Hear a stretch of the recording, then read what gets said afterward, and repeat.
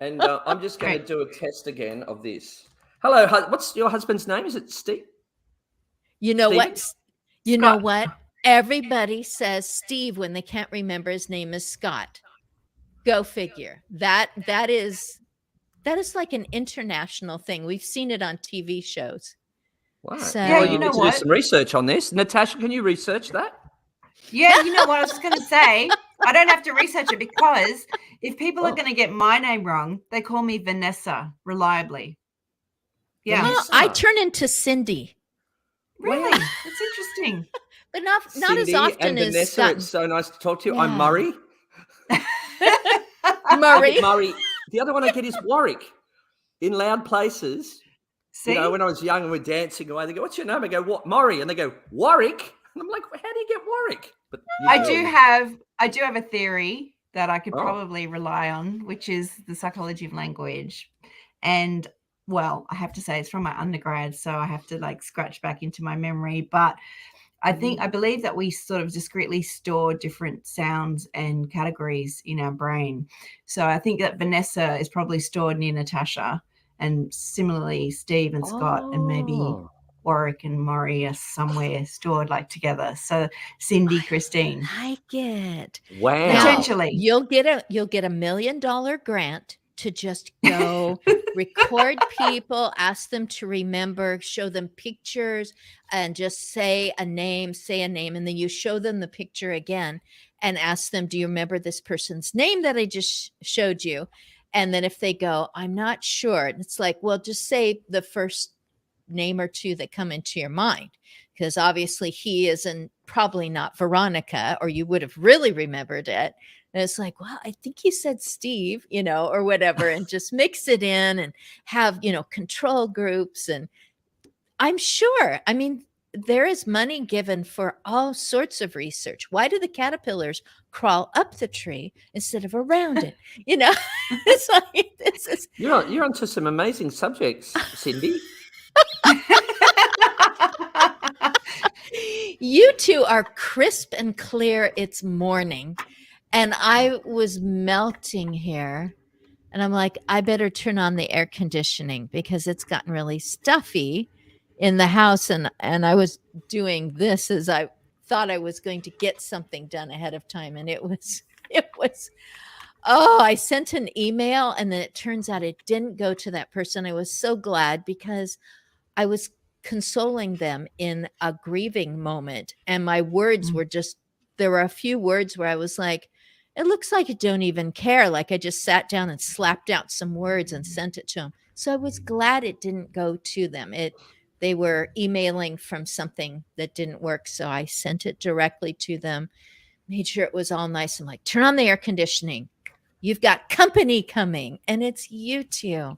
I'm just going to say it out loud right now. You are both in Australia. You are both on my radar because of my years of being hired as a caregiver in people's houses. Like I would meet their family and their neighbors and their GP and whoever. And some of the people, it was only weeks, and some of the people I spent several Christmases with them and all in between. And so I'm just always looking for people who are willing to talk about anything in the aging, the caring, longevity, ageism, mental health, geriatric this, disparity, just anything in that category. And I keep trying to find something that couldn't possibly have anything to do with continuous living. And there's very few that would affect that era of life, because if you are 99 and you don't even take aspirin, that is very different than a person who has just turned 55 and is already going, what devices do I need to keep my mobility? So you can't say, well, that's for old people, or this is the way they are, because they are as much individual after typical retirement as if you said, well, everyone who's 41 is always this way. You're like, good luck trying to cram people into that little definition. So I'm Yeah. looking forward to getting to know you. Maury, did you ask, is it Natasha or Natasha? Oh, I answered to both. Okay. Depends on Did where you? her name is stored in your brain, Yeah, apparently. that's right. Right. Phonetics. There's lots of things I forget. And I did say, probably on my last show, if there's something you need forgetting, just tell it to me and I'll forget it for you. You know, I'll do it for you. That's very kind of you. Did you suggest her? Did you say, hey, let's get her in here? Me? Yeah. I don't know. I don't remember. I think I might have said Professor Li Fei Lo that I knew. And then her name is probably closely stored to Natasha Maybe. Niven, and that's what you came up with. I'm just going with that theory because I trust Maybe I Natasha. just scrolled through Australia. Ooh, I'll try her. Yeah, maybe. Yeah. I know And I Li said- Fei from Sydney Uni. I've met her before. Yeah, I was going to ask if you knew. Yeah. So Li Fei's a very good friend and colleague of mine and did the SMILE study, which is where the study came to show that if you went in and engaged and related with people that you would in fact reduce agitation levels. Go figure. So Li Fei wrote that study to show that what they call humor therapy actually could do something. It didn't show a reduction in depression levels. I don't know that was measured.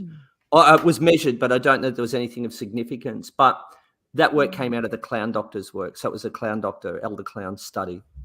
So I know Li Fei Lo through that. And then when I did the window therapy thing, we brought together, Li Fei and I and Jessica Keneally is another one, brought together the group called the Outside In Collective who were doing similar work. And I shared the idea of window therapy with the group.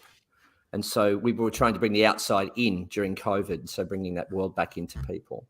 So Li Fei Lo and I are very good friends and colleagues, yeah. And you're at Neura. Is it Neura? Is that what it's called? The gut thing? At Randwick? Is it Randwick? In Randwick at UNSW. I was working there with Cara Nancy for some time. I'm in two different kind of research roles at the moment. I'm now at the School of Population Health, researching aging in the prisoner population. And I'm also researching, I'm also a research assistant with the Inspector of Custodial Services because I guess of that research. So yeah, I'm doing a few roles. And then on the weekends, I write about aging and attitudes to aging in my blog and sometimes do the markets with I have a range called Edgy Elders, a very small, fun range. Yeah, I read that. So glad you introduced us, Christine, because I'm there are so many people out there and you just, thank you, Christine, because you don't. Yeah. That's why I joined LinkedIn, because I'm not looking for work. I've got too much work. I'm trying to offload some. I'm here to connect with people, and like minds and meet influencers and decision makers, and that's what's happened, and I've met you, Christine, through this. So it's great to meet you, Natasha, and I will definitely try and catch up. But I used to go to the Neura building because I think Henry Bradati's part of that, and I used to go in, and there was a wonderful, charismatic, charming woman that used to be on the front desk, and I explained to her one day that, look, I just came here because I like the building and I like the cafe, and I just wanted to be around people doing work on the brain. And she used to let me in. She would just give me a pass, and I'd go up to the cafe because she knew the work I was doing. And so I used to just go up there and mingle and hopefully meet someone and talk about brains, which happened. They do a lot of great work. They do a lot of great work there. Yeah, I have to say. Yeah. Yeah, because I'd not seen inside the brain. I'm working outside of the brain. So to see inside it was really interesting. I haven't had a chance to look at brains per se, because I know they do have a brain bank. So I was probably researching kind of attitudes to, aging and stigma, ageism, things like that. Yeah. So what are you working on, Christine? What are you doing? What's going on there? I really have to get after myself because I showed up. I'd like to get into at least a few it has to be different. It can't just be something that I've already been to. It's got to be different subjects. So I see that Steve Gurney is going to have a Zoom group thing. And I never know if we're all going to be on there and if it's going to be interactive, like interrupt kind of interactive, or if we're all going to be kind of pushed off to the side and then brought in later after his speaker. And here, talking on some subject that is related, because he's doing the same thing. Tell me something that I don't know about aging, that, an issue, an enrichment, something that you provide. And I'm like, that's what my premise was 2 years ago when I didn't really know what else was out there. And I just brought up a subject saying, wow, there ought to be, some guide for writing a resume after years of caregiving. So one gal, 10 years of caregiving from stroke to the passing, and was trying to connect with and help others and find someone out there, because it was pretty much 24/7 for 10 years. And so she's just going great guns. I'm like, there needs to be a guide to writing a resume if you want to re-enter the sort of work that you were doing up to that moment.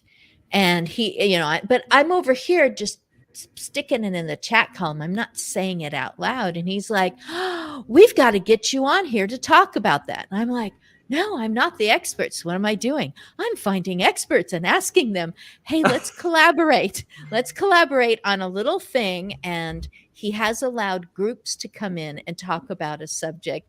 And I'm just like, help. If I'm really going to show up there, I need backup. So this one gal posted something along those lines, and I talked to her, and she's like giving me this, set of questions to answer. And I'm like, you're making me think I need to be able to answer these questions before I rope someone in on something. So she truly is an expert in that area.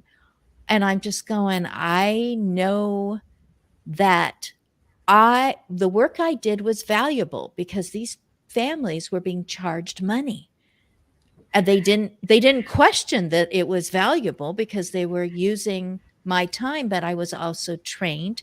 And I also had a med tech, a scheduler, and a nurse, a supervisor that were all, invisibly with me. So they knew what they were paying for.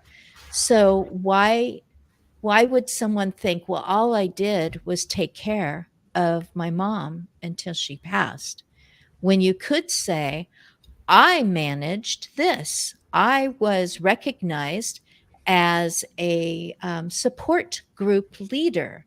I navigated the Medicare, Medicaid system, things, I coordinated the people who came in during hours when I couldn't be there.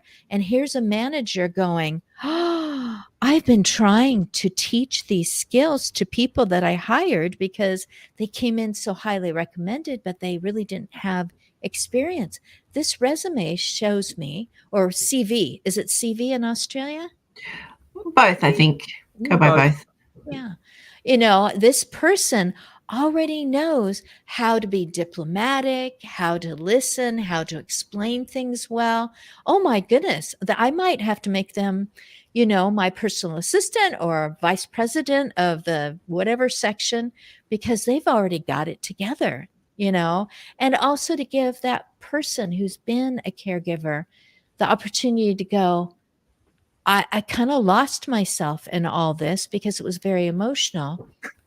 But it turns out I'm walking out with some strength, give them the script to be able to say, these are the things that I've done just in the past 10 years, instead of, oh, I was just a caregiver, because people have said that to me. It's like, don't say, oh, I'm just a caregiver. I'm not even a CNA. And it's like, don't you say that.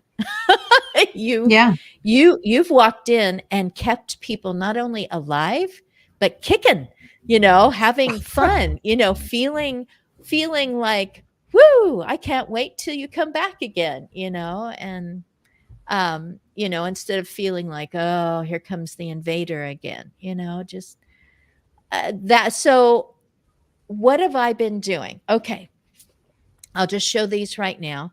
I wrote this. It was just going to be a LinkedIn article I about have an seen that on there. I love it. actually putting things into a container of your choice, things that are going to be a way that, especially solo agers, whatever that might mean, a person who wants to be able to handle their own grief in a really healthy way. It's like, if I put this into my container, then I can go to that instead of maybe going to something that's unhealthy or that doesn't allow me to sink in and just be in that grief and recognize that I deserve to sorrow at this moment.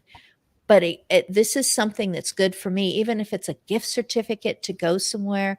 So I just explain a lot about different kinds of grieving and different aspects of your life that maybe you want to get the flywheel turning again. And it's really skinny and short. So it's so doable. It's just totally a practical guide of put it together this way, choose the spot where you want it, and then I relate it to people grieving that their loved one is drifting away from them in dementia. And also, if you are the person who knows, I will not be around very much longer. And that just worked out beautifully for a woman at a library conference that my husband and I were both able to attend, like behind the table with our books out there. And a lady came up to me and she just looked me straight in the eyes. She's a librarian. And she's just going, first she looked down and she said, I need this for my kids. And obviously her kids were adults. I mean, I could tell that she was more my age. And she said, I need this for my kids because I've already gotten all the treatments I can get. So I came out from behind the table and we just talked for a while. And then I thought, I'm going to ask her something different right now. I said, what do you do? And that's when she said, oh, I'm a librarian. And I was so glad that she is living her life, but she's also wanting to give a book, a librarian wanting to give a book to her kids as part of her final and lasts, herself. And I just did not expect that the imaginary person that I was writing about in one of the tiny chapters, that I would actually meet a person like that. And it would be a person who loves books. And I'm just like, wow. My other one was during my years, I kept writing little notes to myself, kind of like, remember this as I age, remember these things. So I wrote down 52 of them. I thought I need to stop at 52 because that's enough for 1 year. So it's different things like, here's the flop method. I've got it flopped open. So I call this controlling interest. And it just has to do with things like, I don't communicate about finances because it leaves me feeling vulnerable. So an aging person who says, I've never had to answer my children or my siblings or whatever about how I'm doing my finances.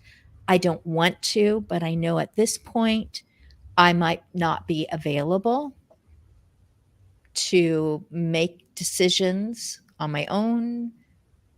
So this is how I feel about it. And I wrote it as kind of a workbook because I was an educator, so that people could circle things, cross things out, make little notes off to the side. And I encourage them to reward themselves. I have faced a typical general aspect of aging Why does this have to change? Why do I have to start telling people all my little secrets that I proudly kept to myself and took care of myself now, and how I would like for that to turn out better? So I call it emotional intelligence and relational resilience. So you asked me what I'm doing. That's enough of that. My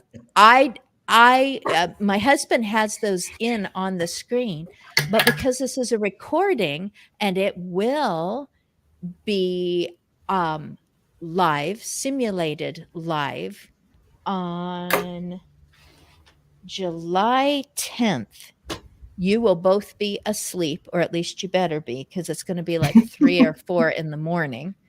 It will go out during my usual showtime when I would talk with people and people can put things in the chat column. So that's when I will take those links that you gave me. That's when I will put that in, but it'll be in the chat. It'll be me in the chat column and greeting people that come to the show, because we all agreed that we wanted to do this at a humane time. I'm not going to volunteer to be a guest at 4 in the morning either. It is very hard, this whole worldwide gathering of things. Should we pretend that there are questions? And look at that question there. Let's pretend. Steve, Scott, it's one of them. Steve's asking, why is he wearing a blue beanie? I have no idea. Because it's winter, Maury. Next to my brown one in my drawer. It's like my brain. I know, when she came on with that warm sweater, I went, holy bully. It's that's so fun. Hemispheres. I normally have gloves on and I couldn't find them this morning, so I'm sitting here. It's cold. It's been a bit cold here. I'm going to get you guys back to brain. Hemispheres of the sphere we live on. I only do that because there is really no up or down, I don't think, except in conjunction with where the sun is. But hemispheres, like you just hemispheres of the brain. Of it. What did you want to say, Natasha? Oh, sorry, Christine. I was just going to say I love how you've kind of used your education background to put in practical steps to the experiences of caregiving as well. That's fantastic how you've kind of rolled that cumulative experience and knowledge into something that you wanted to give back, kind of thing. I like that. Yeah, they do come together. There have been other people who are going, I do this now, but I used to be a classroom teacher. And I'm like, we want to give understanding to someone else. We want them to be able to take it and use it elsewhere. Get to the point where a student can explain something, is able to pass it along to someone else. It's like, oh, I have been successful. Yeah. We spend a lot of time, I think, in this sector, well, in all sectors, I guess, but and very soon I'm about to do some training with an organization, their entire leisure lifestyle team. But it's really, it's really important to give, everyone wants practical steps. They want to know how it works. And I think we do spend a lot of time talking about mission and talking about blue sky, which is important. I really believe is important. Yeah. But it's really important to come back to the basics. And I think that's what an educator brings. And it's a really good point you asked, you mentioned, Natasha, because I have a bit of an educator's brain, but my brain is a bit melded with lots of things. But I do appreciate, that we really do need to bring practical tips to people so that they can do this themselves. I mean, I'd really love it if I wasn't needed, if my job wasn't needed to engage people creatively in long-term or residential aged care. I would really like it if I was done out of a job. And so how do we teach people these things? That's my obsession now. Yeah, I think that there's something to be said, Maury, for, like you said, that blue sky thinking, innovation, creativity, but really at the end of the day, like, that doesn't get you like one foot in front of the other to get things done. So combining the two is ideal. And I know, even just sort of, my daughter's sort of in her 20s. She just turned 20 this year, and she is at uni, and then sometimes has got a lot going on, work, moving apartments, house, all that kind of stuff, and things can become overwhelming. And I know sometimes when we just sit down and put practical steps in place, that brings the big emotions into some kind of like calm. And so similarly, when you have a little guide or just something to kind of ground you in practical steps, putting one foot in front of the other, it's especially navigating through the transitions that happen later in life. I mean, we do tend to psychologically cope better with big changes in later life, but these are really big transitions of, illness and death and all that kind of stuff. So I think, Christine, what you're offering is a really fantastic gift. Yeah. I'm just going to let you know that I'm taking notes because I've got somebody here, and I occasionally write stuff down. So just let me know when I've been taking notes too. My Post-it notes.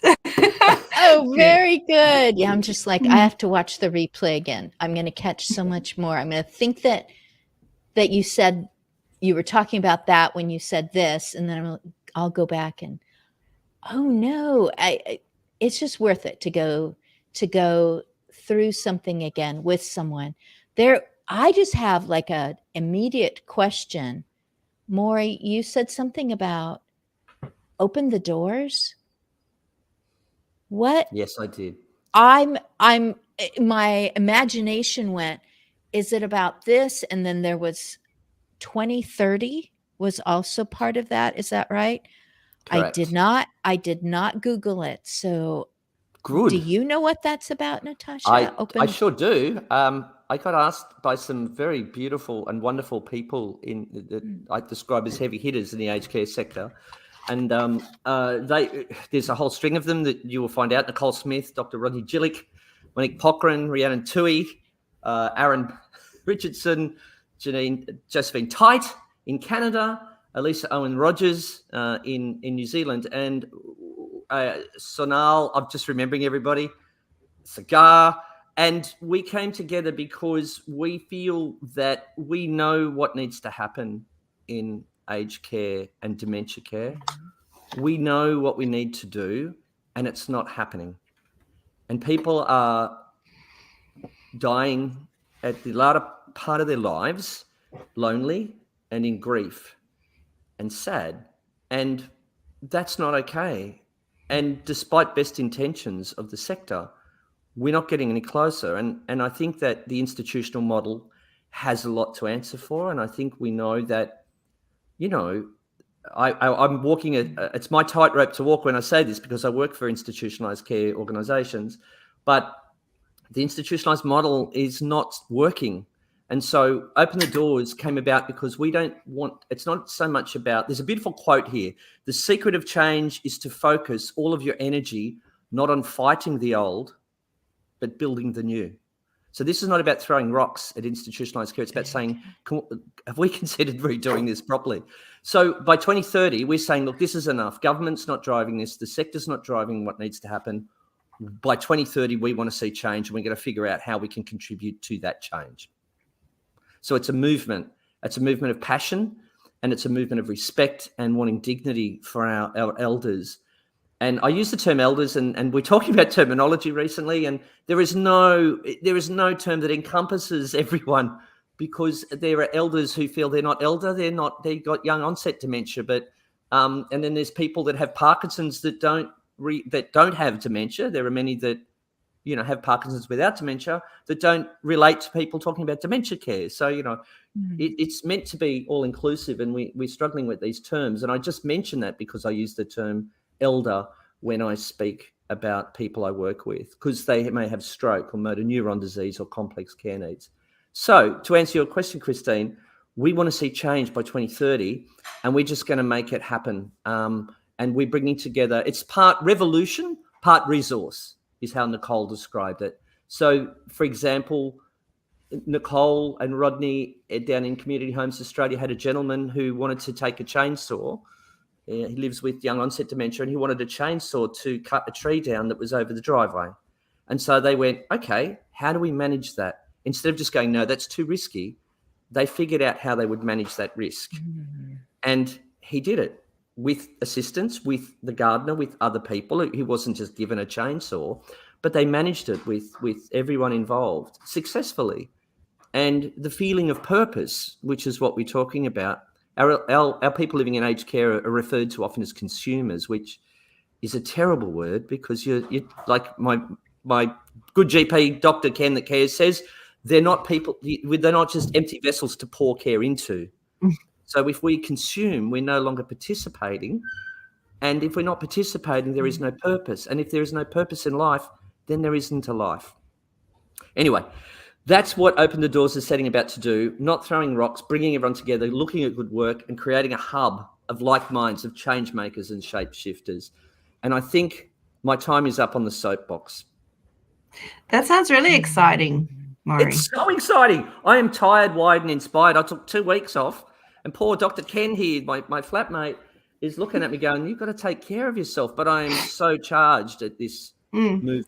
And I've been working on it a lot. I love the kind of enablement attitude around like the dignity of risk for people who, you know, are living with, whether it's a disability or dementia, because like you said, you know, we can't just sort of treat people who require supports as consumers. They're people that want to live their life to the best that they can, and we need to fill those gaps where we can, so they can still have some autonomy and do their activities that they want. And I think that you're right. Although our health, you know, system has its strengths, I think one of the big issues is that, you know, because of the, I suppose, the funding model, and, you know, they use the term person-centered care a lot, but I don't feel like the funding model supports the notion of person-centered care. I think it's a little bit of a, these are the policies and this is what we'll fund within these funding streams and codes.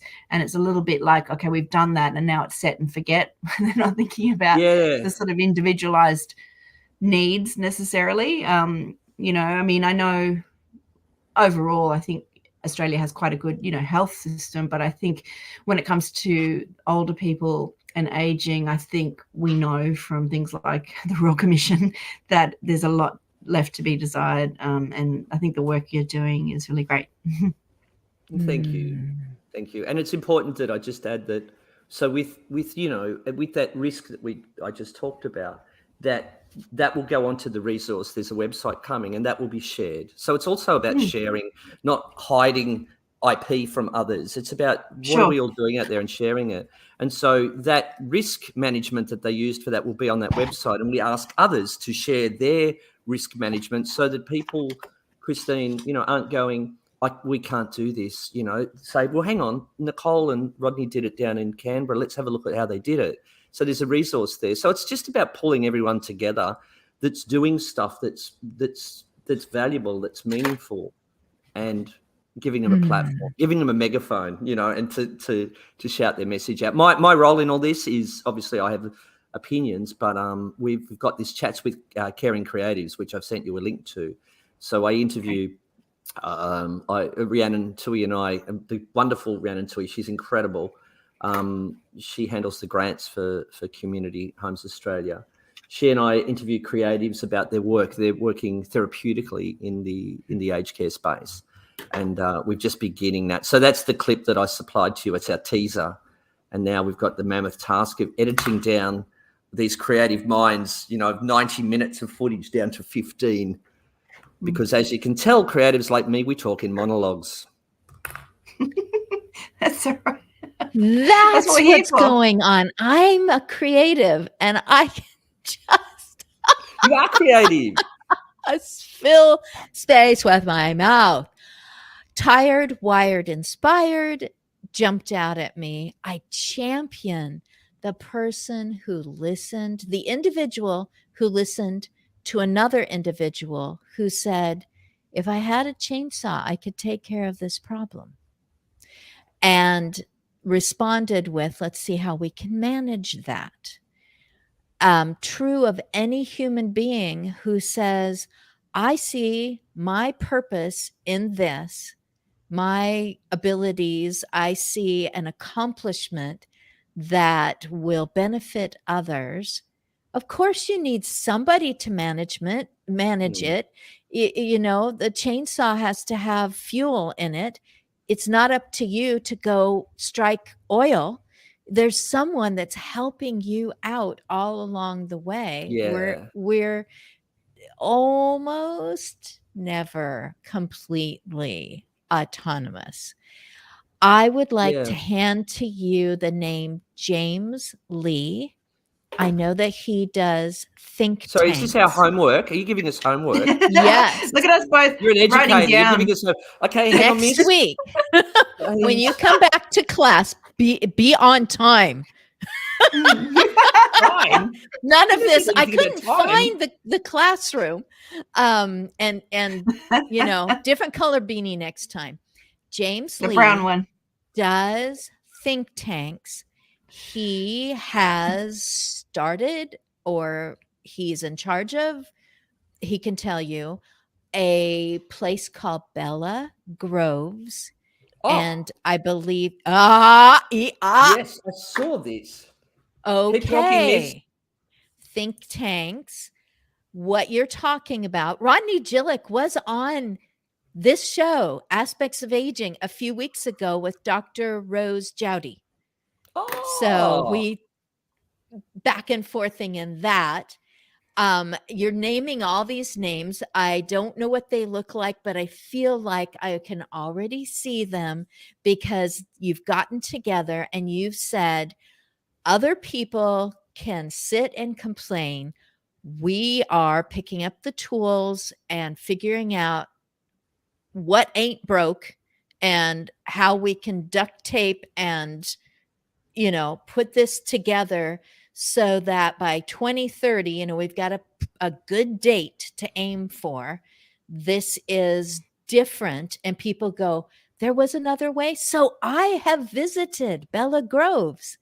wow. We were a gal that's written about, and she provides in-person opportunities to learn how to be a family member to your family member who has now been placed in a place like Bella Groves. How do I approach them? How do I handle when they go, I want to go home? Or how do I handle when they go, Yeah. this is my best friend now, you know, this person who gives me what I want, you know, or whatever, or just how to visit them so that you both have what you need from that visit, because it's up to me, since I want the visit to go well, it's up to me to learn what's my part in this. So she and I both went in there. It's in Texas. I think it's Bull Verde. It is north of San Antonio, but it's in Texas. And we got to hear this wonderful person who's in charge of the engagement talk about circadian rhythms. Oh, yeah. This right. is a memory care place. I will tell you honestly that part of our tour included a group of people. They were sitting at a table. They happened to be women, but there was no, you know, men, women, whoever want to be over here. They were using sewing machines to put together a quilt. And I looked around and talked to people at the table. And what I was told, well, first of all, I couldn't tell the difference between the people who had come in on their own steam or had been brought in and slept there. I couldn't tell the difference in the way that they responded to things, the way that they were dressed, because they came over to the table if they wanted to. And we're just interacting with all of them. And they apply a lot of effort to find any group doing anything. Again, purpose, it's for everyone. Anything in the community at any ages to come in and do what they were going to do over at so-and-so's house or in their church fellowship hall or whatever, and do it there instead, and know that there would be others doing it with them. So what are you putting together? What are you investigating? What are you having a discussion about? Come and do it here. And I was just like, and they go, and they can't wait. They're like, when do we get to come back? So it isn't us and them. It's just, I couldn't tell the difference Wow. between the people who drove there and the people who were driven there some time back. It was just, and another thing she said was the kitchen is always going to be staffed by a person 24/7 because they're hungry now and they would like to make their own sandwich. They would like to bake their own cookies. So that person is going to manage that with them, not on a schedule that only fits, the usual thing. And the last thing was, she said, there's a gentleman who just likes to lay down on the sofa and stretch out, just like he always did after work, and take a nap. And we do not shoo him away to his room. The pictures on the wall are their family pictures. They're like, we're taking down the things that look like they're in the hotel lobby, and we're putting up their family pictures so that it's so homey, not, I don't know, homey upgraded for the front of a magazine, so that it's so homey that when people walk in, they feel, family members or friends, when they come in, they just feel like, I like where you live, instead of this is a nice facility or it's very clean and sterile. So I'm just, I don't know how this would all work out or how it will help, but I'm glad that you've heard of it. I feel like it sounds... I heard of it. Have you heard of it, Natasha? No, I haven't, but I feel like it sounds very like, inclusive with more of a relaxed approach, but at the same time attunement, because you kind of need to be attuned to sort of what people are wanting to do and have that. Sounds a bit like an enablement type model. I remember doing some research once where I was sort of trying to interview people living with dementia just about some of their experiences. And one person who I interviewed had some mild cognitive impairment following a stroke, but she also had a lot of physical impairment. And she said that her carers, one of them in particular was a physio that she really liked working with because of the mindset, because this sort of mindset that physios and OTs start with is sort of this strength-based enablement, sort of improvements, but not like hard taskmaster type improvements. Like they're just sort of helping you keep that mindset and on the goal of, kind of growth and improvement. And I think that a growth mindset in a supported way helps an individual kind of feel like all of us, whether we're living with any kind of impairment or not, that we're just kind of striving forward for our life. I think that's what keeps us striving forward. But I feel like aged care, and you touched on that institutional kind of vibe, where sometimes we kind of think, well, we've done those tasks to care for them at these set hours and we've ticked those boxes kind of thing. And I think mindset and attunement could, as simple as they are, can play a really important role, perhaps. Wow. You just said sorry, Christine, to jump in, but you just said two words that really struck and me and I use a lot. Attunement is what I'm seeking in my one-on-one sessions, because I work one-on-one is what I'm doing, working with people that are socially withdrawn and refusing to or not embracing social interactions opportunities, for whatever reason that may be, and they may live with dementia and cognitive decline, or they may not. And one of the things I'm seeking is attunement. And I've thought a lot about it. There's a music therapist here called Hayley Antipas who really solidified that thought for me. But it's like when we dance with someone, when you do a part, and we don't do a lot of partner dances in our generation. I come from disco; you just do it on your own.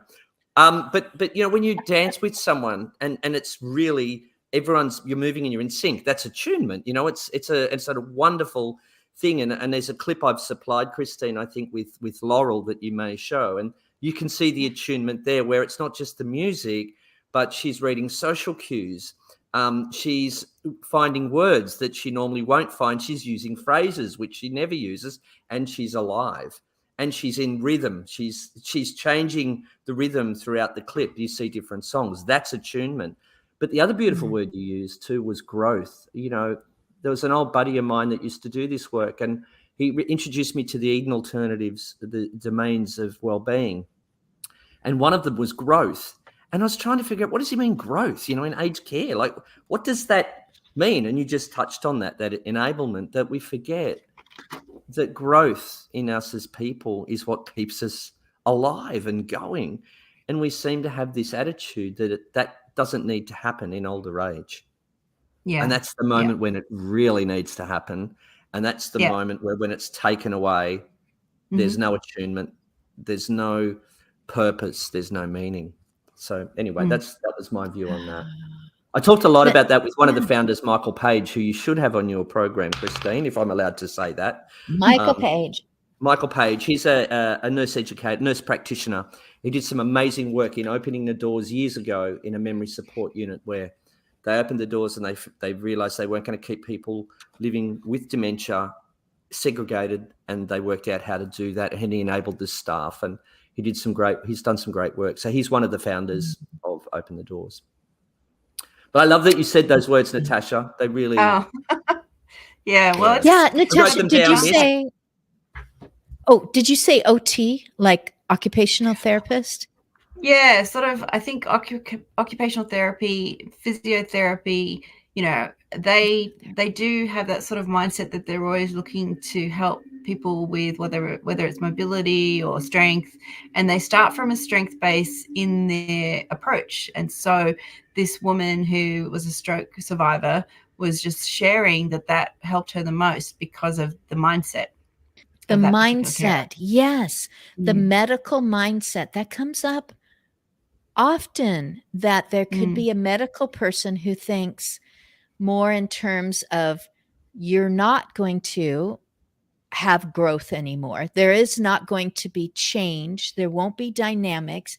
You won't be expanding. Everything is collapsing and narrowing, you know, and here's this person going, oh my goodness, am I quoting your thing, Alive Inside, or is that somebody else's movie, Alive Inside? Alive Inside, that's Dan Cohen. Thank Cohen you. and Thank you. Yeah, it's like, I'm in here. You know, if I could, I would go and be in James Lee's, one of his think tanks, and I would give, you know, and you were, Natasha, I'm pointing to you on my screen. Natasha, were giving that person a platform and a microphone in your interaction. Not really, but metaphorically, you were just like, here it is. Here's your moment. Spotlight is on. Audience is ready. What do you have to contribute? And it's like, that carer made a difference in me, because they were always looking for how I could do something differently, and maybe a physical goal that I could meet, or a measure of independence that I could hurdle, you know. And it's like, yes, I'm going forward. People aren't just looking at me and just going, look at that long list of never will do that again. You know? Right. Oh, yeah. we are nearing the end. I want to make sure you guys know that I'm going to go zip, and I'm going to make sure that you even speak, if you just want to say the names of books you've written, or you know, things that you're looking forward to, or a conference you're going to do, or anything. I'm going to zip it and let you two finish out here. And then I'll start doing this, and you'll be like, oh, I guess she's leaving. Maury, you go first. No, I was going to say, you go first. I've done a lot of talking. Oh, well, look, I haven't got any books to promote yet. Maybe watch this space if there's time. But I do have a blog that I blog about attitudes to aging and transformation, and aging and social connection, and so on. And it's called Mobilizing Wisdom, which sort of denotes the idea that all experiences are valuable, and we tend to cumulatively transform these through the transitions of of our life if we sort of shine our own sort of spotlight on that, the way that you have done, Christine. And then from that also, I sort of started a little, I guess, online store, but I also go to the markets and sell a brand called Edgy Elders. Just, it's a cheeky pushback on age stereotypes, and sort of some of the slogans have a bit of a cheeky pushback. So yeah, I'd welcome people to perhaps come and check out my website, and I might see you at the markets, because I also do Edgy Elders at the Blue Mountains markets, Paddington markets occasionally. So yeah, and just to say thanks so much for this great conversation. Okay, are these slogans on T-shirts or bumper stickers? Well, they're on T-shirts and sort of tote bags that you go shopping with, or coffee mugs, or aprons, things that you can sort of have hanging around the house and start having a conversation about attitudes to aging. Oh, right. So age positive and age do not count me out, buddy. Right. Right. Okay, can you quote some of your favorites? Putting you on the spot. Yeah, no, I can, but they're sort of like, there's a bit of a cheeky, like, rude word in there, so I won't. But it's about like not giving too many, as we get older, too many bleeps. Now we're curious. Just like, stop shoulding all over me when people want to tell you, like, it's like, stop shoulding all over me. Yeah. So, they're double cheeky, huh? Okay. Yeah, they're double cheeky. I'm going to come to your market. I'm going to buy some. Yeah. Great. You're welcome to. That's so. Yeah, I'll come down. I'll check it out. I do need to go and see Lee Fay, so maybe we can meet up. I just wanted to share that I would love people to look at the Open the Doors LinkedIn page, and I know you're going to supply those links, and join. It's for everybody. And one of the things I didn't say, it's also a place for people that don't yet feel they have the confidence to question what is, and when they can see what could be. Some people don't feel ready or enabled to do that, and this is a place where you can come and meet people that are saying it, and where we can all learn from each other. And I think one of the important things for us to remember is, when we have a microphone and we have a way to speak out, we need to also share that microphone. So we want, and we need to learn, because sometimes, as an educator, Christine, we know, and of course Natasha would know too, that sometimes we know what the steps are, but we forget how we took them when we first began the journey. And so, mentorship and those things are very important to the group. And there's some wonderful leadership stuff happening. And as I said, Michael Page and Nicole will certainly be looking at change making and care culture change. I just also want to thank you for the opportunity to come and join in. And I love your energy and your vitality. And I just love that, you bring people together. And now I know Natasha, I'm going to stalk her stall and find out about her and read her blog. Because that's what it's about, isn't it, Christine? It's about introducing people to everyone else. And, I've got a phone too, but I have it off, miss, because we're in class. Right. No, I mean, take a selfie with her and she can be holding, with can we do one like now? A blurry spot on it. We could do it now, but I don't have it in my Edgy Elders. No, when you go to the market, then, make sure you post too late, out. I just did it. Oh, my favorite thing that you just said in all of that, even as much as I'm all about care, aging, longevity, positive, blah, blah, blah, is that you said mentoring. And I was going to ask you, are you putting in a component of teaching, training, raising people up? Of course you are, because you want to be out of a job. You want to get to the point where people look and go, why is that statue in that spot? Well, this is where old ways of taking care of people challenged by whatever conditions, injuries, numbers of years, whatever. That is the man who tore down and opened the doors and issued in a new era. It's like, people used to do that. Yes, It was Yeah. during the dark ages when people only had things like this to. Yeah. Mm. So be a we great thing, look actually, forward wouldn't to that that. be? We look forward to Mm. that. I whole- think the statue would need, there's 12 of us, like the 12 disciples. There's 12 of us in this. And Natasha, maybe we could commission you to do a T-shirt. Just because I Yeah. don't feel, Christine, the statue's going to really happen well, it doesn't happen in your lifetime. That's the sad thing about statues. You don't, well, some do, don't they? I've just said something that's not true. Spoiler alert. Dictators make sure that the statues are up even before, they Are you probably calling have me a already dictator? purchased them or something. Yeah, you're not dictating. You are leading the way. You're blazing the trail. You've got out the machetes and the whatevers to Chainsaws. say this is the way. The chainsaws. There we go. Yeah. That's what I'll The remember about chainsaw this of one. change. This was there the you go. There's our chainsaw. T-shirt. The chainsaw. The Good chainsaw one. of change. Oh no. Thank you And- so much for giving us all those things. Everyone watch this space. Natasha says that she might put out a book. Yay. Oh, Natasha, have fun cleaning your house and all that cathartic stuff. It's Saturday. And Maury, are you just going to hang out with Ken? I'm actually being deserted by Ken, and I'm going with my daughter, my 12-year-old daughter Marley, for her soccer photos, which is going to happen in an hour or two. And then she's going to fly off to Europe for a month with her mum. So it's our last day together. And then I will sit back and I will watch movies and I will drink some red wine. Is this her first Enjoy. flight? First time she's been on? No. No, Alone? she's been before. Her mum's from the UK, so we used to go over quite a lot to see the family.